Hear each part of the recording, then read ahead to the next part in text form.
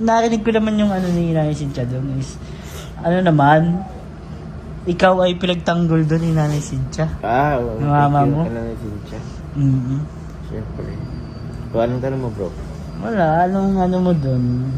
Masasabi lang doon. Mas thank you naman kay Nanay Cynthia at nagtatanggol tayo. And siguro yung pinaka-point of ano lang naman yun. Pinaka-point lang na siguro ni Nanay Cynthia is gusto niya lang protektahan yung anak niya. Yes. Yeah.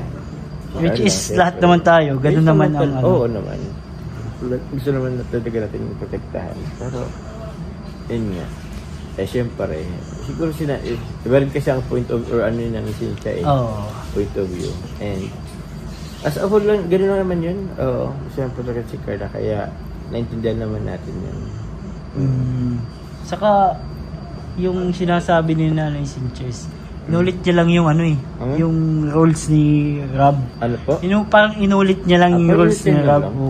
Which is, matagal naman na natin ginagawa. Tayo mga kumbaga ay nasa inner circle ng Jomcar. Wala namang naglalabag sa sa atin doon. Ano bro? Malas ako, bro. Bakit? Yung brief ko nalaglag sa bowl. Lalaglag siya? Sa bowl, bro. Ang sakit naman nun! Oh my God! Wala ako pabalik na brief, bro. Kukunin mo pa ba yun? Pahiramin mo na, Joms. Second na ko nabasa. Kaya hindi na ba? May blower yata. Wala bang blower? Baka may blower dyan, bro. Walang blower.